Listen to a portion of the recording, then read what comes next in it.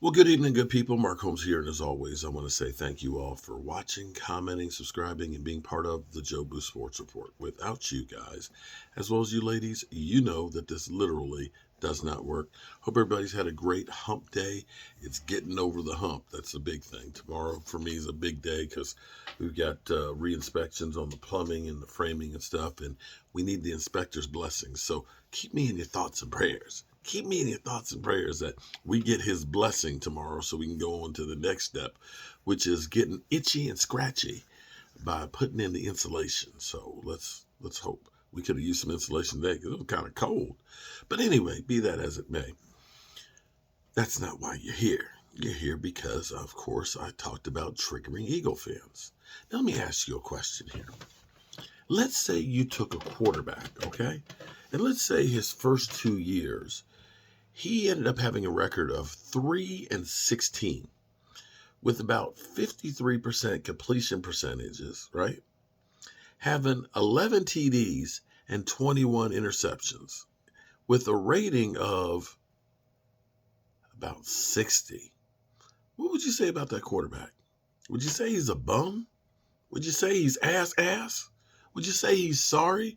Would you say he shouldn't be in the NFL, right? Because an interesting thing to me is this. People forget that football is a team sport. The thing that's crazy about football is you have 11 guys on the field at the same time. It only takes one guy to mess up for everybody. A holding call, an offsides, a tip pass that becomes an interception, bad pass by the quarterback.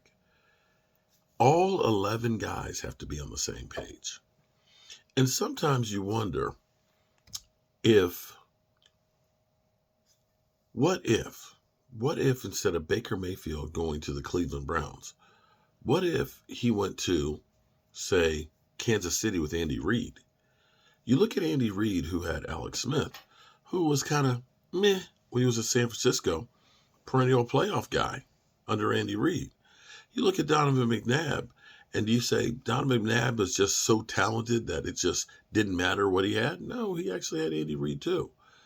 And you look at what he's done with Pat Mahomes. Now, Pat Mahomes is a great quarterback, but again, still has to have players around him and great coaching.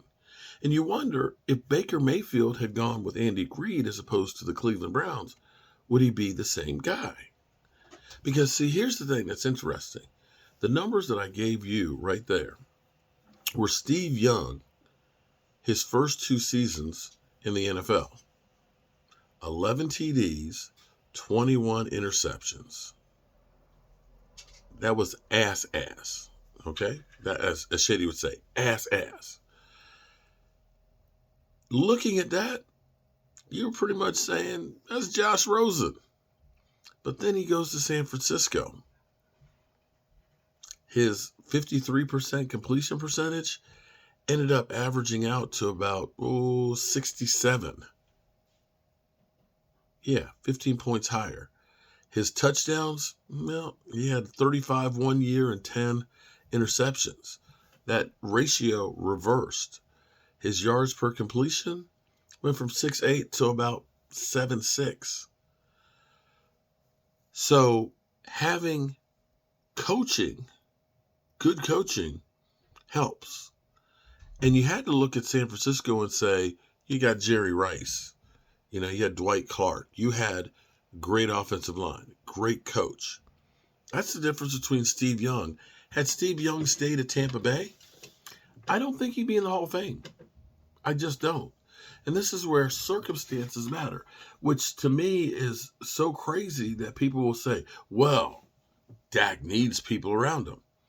I don't know any quarterback out there who doesn't need people around him. Take a look at Troy Aikman's numbers early on in his career. That 1-15 season, he wasn't the one that won that game even.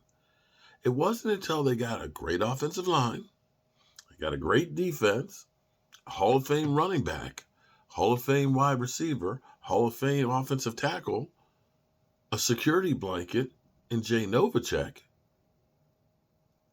that he shined. Because clearly, Troy Aikman needed help. Troy Aikman needed help. Like every player out there. So here's where I'm going to trigger the Eagle fans, because the Eagle fans, they've already wrapped up the Super Bowl. I don't know if you got the news on that. Yeah, they've got a time machine. They've already gone, to 2024 in February, and they found out they've already won the Super because they're acting like it's guaranteed. They must have gone there.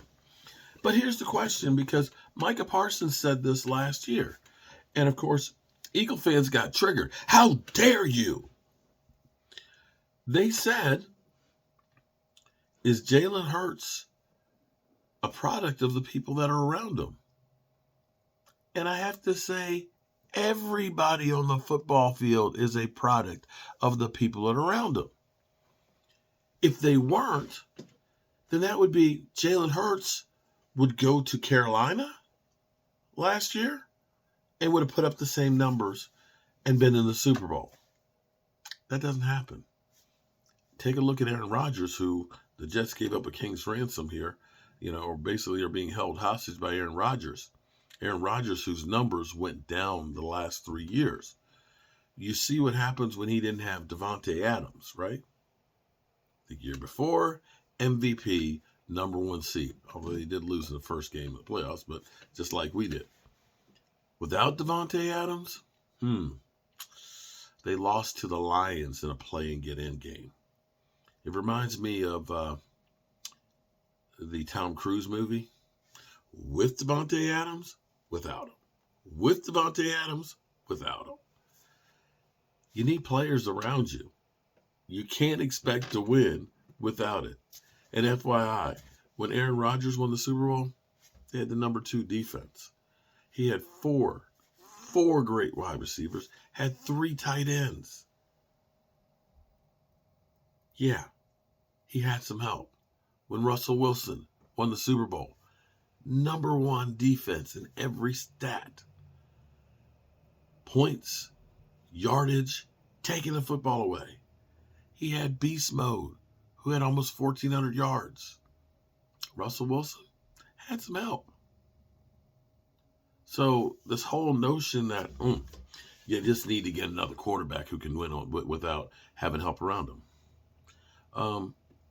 Josh Allen, he got a lot of help around him, and guess what?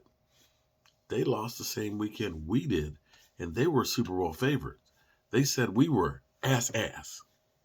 Just saying. Winning in football is hard. Jalen Hurts, good quarterback, but he's got a lot of help around him. Come on, Eagle fans. Come on. Let's admit it. He's not the same guy without the same pieces around him. Just not. All right, good people. Tonight, at least, I haven't fallen out yet before doing my end of the day video. Great news. Our man Jet, his daughter had surgery on her ear. That went great. So good news for him and things.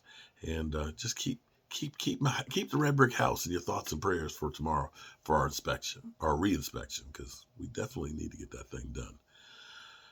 Remember, by all means, remember, tell the people you love them. You might not get the chance again, because tomorrow's not promised. I love you, baby. I love you guys too. Have a good night, and God willing, we'll see each other tomorrow. Peace.